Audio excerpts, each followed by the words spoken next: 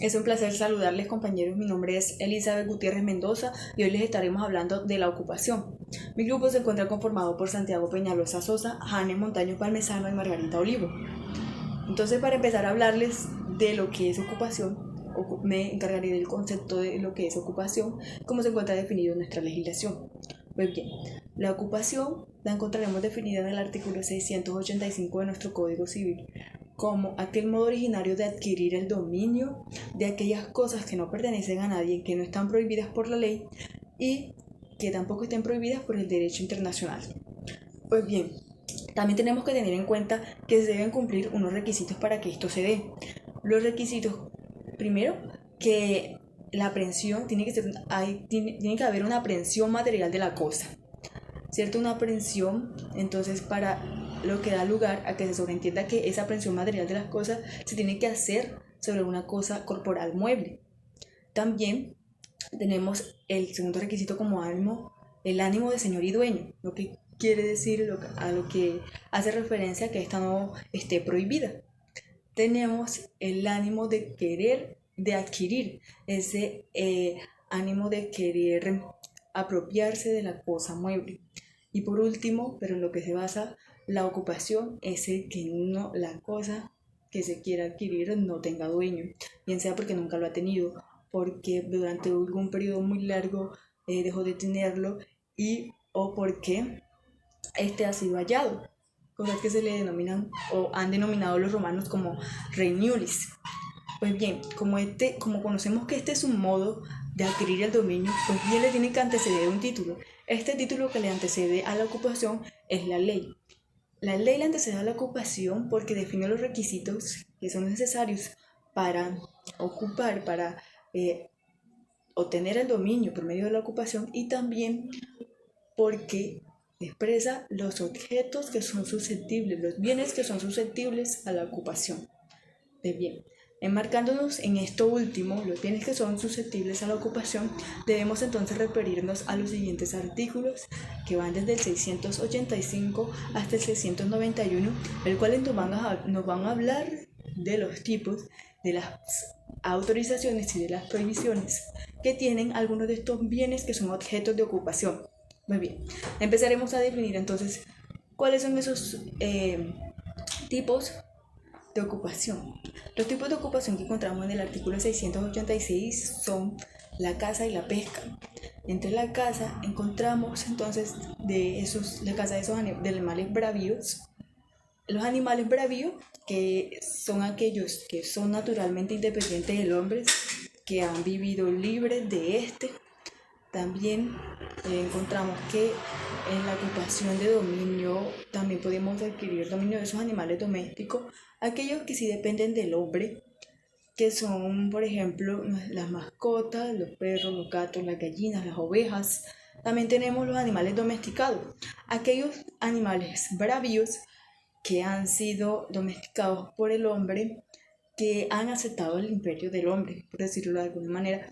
Y pues en relación a esto, en relación a la caza de esto, tenemos que está permitida en el terreno propio, en aquellos terrenos que no tengan cercado, que no tengan plantaciones, que no tengan dueño obviamente, y que están prohibidos, bueno, están prohibidos aquellos en los que sí tengan dueño, en los que haya algún cultivo, algún cercado. Estos deben tener la autorización del dueño. De no tener la autorización del dueño, el que ha cazado en dicho terreno deberá pagarle una indemnización a este. Tenemos entonces que estas autorizaciones y prohibiciones las encontramos en los artículos 687 y 688 del Código Civil. Pues bien, refiriéndonos a la pesca de los animales marítimos que podemos adquirir por ocupación, tendremos que la pesca artesanal para el consumo propio no está prohibida, siempre y cuando se atiendan a los reglamentos que establecen las entidades administrativas encargadas de proteger los recursos naturales. Pues bien, la pesca para industrialización pues sí debe cumplir con el permiso y mucho más, debe ser mucho más rigurosa la entidad encargada de proteger los recursos naturales con esto. De no ser el caso de que estos se pesquen sin la autorización, sin el debido permiso, estarían en mucho punible. Estos, pues bien, serían los bienes objetos de ocupación que entrarían en estos dos tipos de ocupación. Gracias. Bueno, entonces continuamos con el artículo 692 hasta el artículo 698. Bueno, acá vamos a abarcar los siguientes temas, que viene siendo la pesca sin autorización, la ocupación de animales bravios, la persecución de animales bravios por otros cazadores o pescadores, la propiedad de animales bravios, la propiedad sobre las abejas, la propiedad sobre las palomas y finalmente el dominio de los animales domésticos. Bueno, tomando el tema de pesca sin autorización que se encuentra en el artículo 692 del Código Civil, podemos hablar que se extiende al que pesca en aguas ajenas. Esto está relacionado con el artículo 689, que habla que si un cazador caza en tierras ajenas sin permiso, este producto o este animal o este bien que él cazó o el fruto que él tuvo en esa propiedad pertenecerá al dueño de la propiedad y no a él. Y si él causó un tipo de daño en esa propiedad, él tiene que pagarlo y tiene que darle una indemnización al propietario del terreno. Tomando el artículo 693 con el título de ocupación de animal bravio, entiéndase que el pescador o cazador se apodera de este animal bravio y lo hace suyo desde el momento que lo ha herido gravemente, de manera que ya no le sea fácil escapar, mientras que persiste en perseguirlo o desde el momento que el animal ha caído en su trampa o redes, con tal que lo haya armado él y sea en un lugar lícito donde lo ha cazado o lo ha pescado, ese animal será suyo. Ahora, si el animal entra, si el animal herido entra en una tierra ajena donde no es lícito cazar sin permiso del dueño, podrá hacer lo suyo. Continuando con el artículo 694 de persecución de animal bravio por otro cazador o pescador, entiéndase que no es lícito que un cazador o pescador persiga a un animal bravio, ya que es perseguido por otro pescador o cazador. Si éste lo hiciera sin su consentimiento y se apoderara del animal, podrá el otro reclamar como suyo. Es decir, que si yo cazo, hiero gravemente a un conejo y el conejo se va, yo lo persigo y otra persona sin autorización, Juanito Pérez, sin autorización, va a perseguir al conejo y lo logra atrapar y se apodera, yo puedo ir donde él para que me devuelva el conejo, ya que yo lo herí gravemente y lo estoy persiguiendo. Nunca he dejado de perseguir al animal que yo tiré, que herí gravemente. 695, que es propiedad de animales bravios. Los animales bravios que pertenezcan al dueño de la jaula, es decir, yo tengo un conejo, ¿cierto? Entonces ese conejo yo lo coloco en una jaula y estando él en esa jaula, ese conejo me pertenece porque esa jaula yo la armé para que estuviera el conejo. Lo que corresponde es que el conejo está encerrado y automáticamente es de mi propiedad, valga la redundancia, ¿cierto? Pero luego que yo deje el conejo libre o el conejo se escape, ya el conejo es libre y cualquier persona puede perseguirlo. Claro está, si yo no persigo el conejo, es decir, si yo lo dejo en la libertad, otra persona automáticamente o cazador puede perseguir al conejo.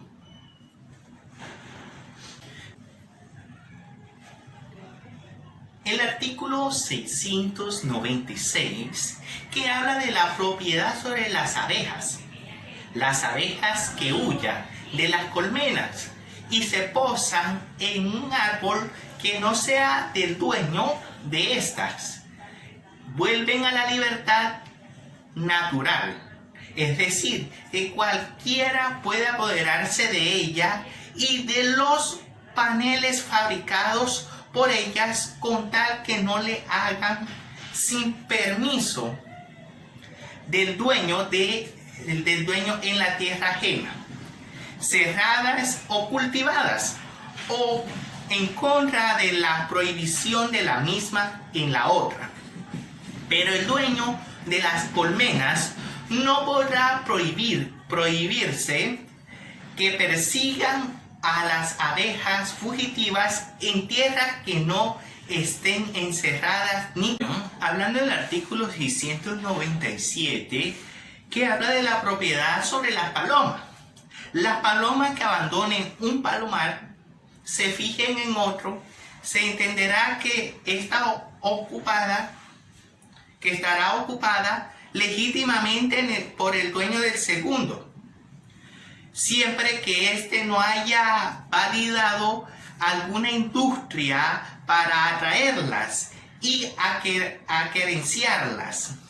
En tal modo, estará obligado a indemnizar en todo perjuicio, incluso la restitución de la especie, si el dueño lo exigiere, y si el dueño no lo exigiere, a pagarle su precio de lo que cuesta. Bueno, continuando con el artículo 698 que habla sobre el dominio de los animales domésticos. Todos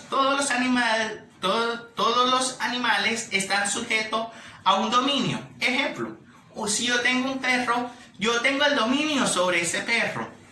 Ahora, si el perro se llega, estando corriendo, se escapa y se pierde,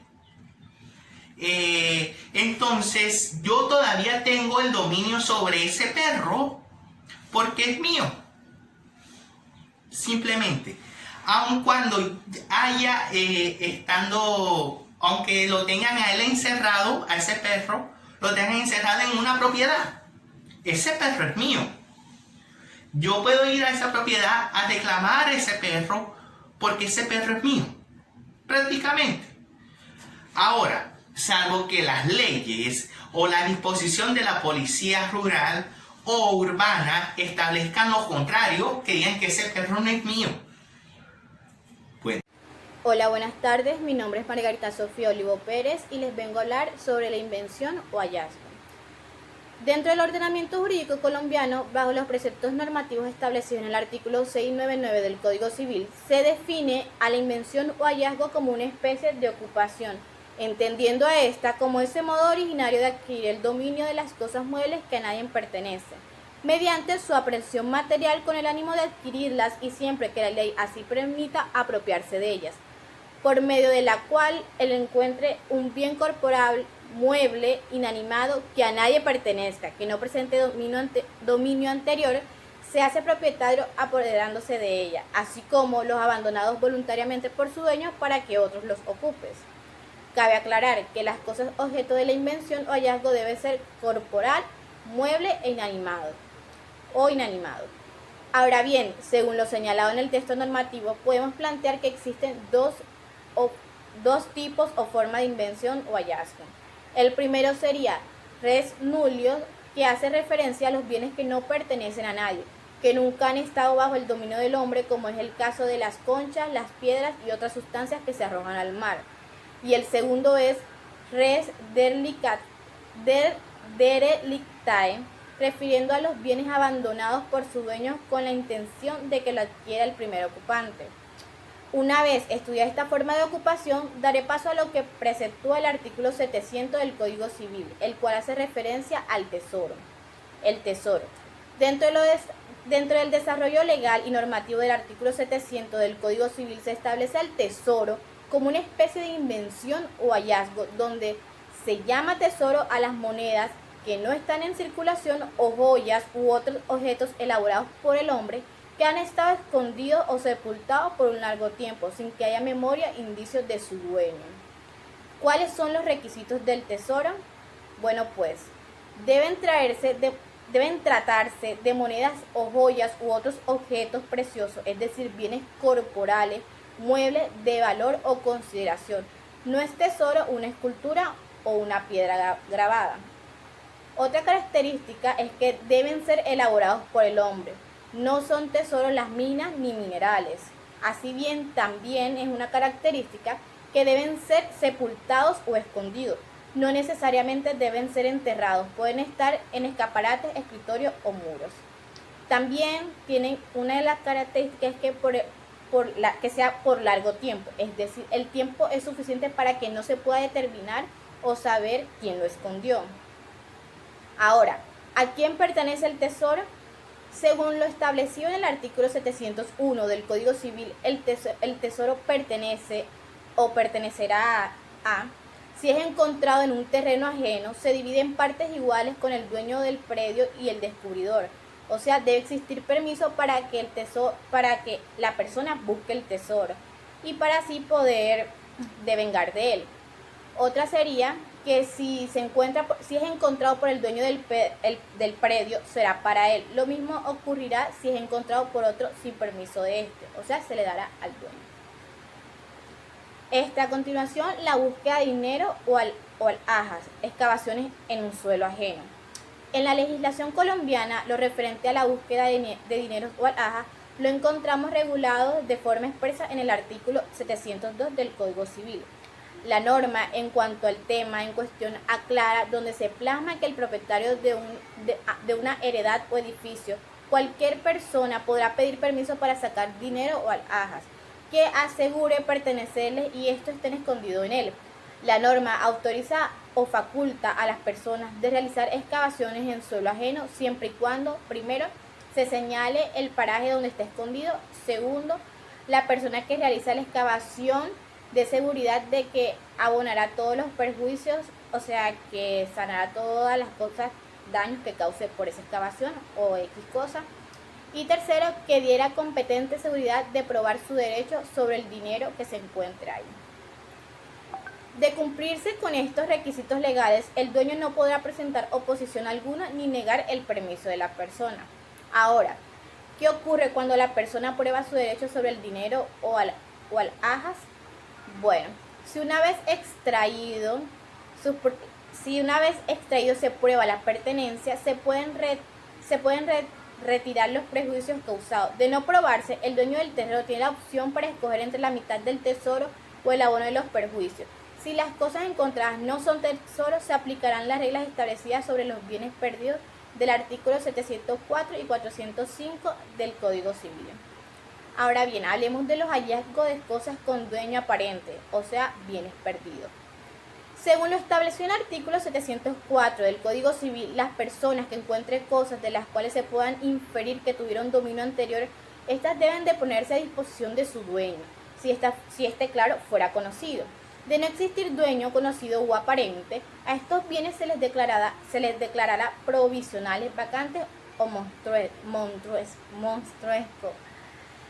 Bienes vacantes son aquellos inmuebles que no tienen dueño conocido o aparente, pero estuvieron bajo el dominio anterior del hombre. De conformidad al artículo 16, numeral 8 de la ley 160 de 1994, estos bienes pertenecen al Fondo Nacional Agrario, adjudicados por decisión judicial. Bienes mostrencos. Son bienes muebles que no tienen dueño conocido o aparente, pero estuvieron bajo el dominio anterior del hombre, de conformidad con el artículo 66 de la Ley 75 de 1968. Estos bienes pertenecen al ICBF, adjudicados por decisión judicial. Acorde con el artículo 705 del Código Civil, las personas que omitan la entrega del bien al dueño si éste fuera conocido o la entidad competente, a los 30 días siguientes la cosa bien hallada será juzgada criminalmente, aparte de las responsabilidades que traiga consigo la omisión. Muchas gracias. Buenos días, mi nombre es Hannes Montaño y ahora les voy a hablar un poco sobre los bienes vacantes y mostrencos. Comenzamos con el artículo 706, que nos establece que los bienes vacantes son los bienes inmuebles que se encuentran dentro del territorio respectivo a cargo de la nación, sin dueño aparente o conocido, y mostrencos son los bienes muebles que se hallan en el mismo caso. El artículo 707 del dominio de los bienes vacantes y mostrencos, el Instituto de Bienestar Familiar tendrá en las sucesiones intestadas los derechos que hoy corresponden al municipio de la vecindad del extinto de conformidad con el artículo 85 de la Ley 153 de 1887. El artículo 708 nos habla de la aparición del dueño del bien vacante o mostrenco.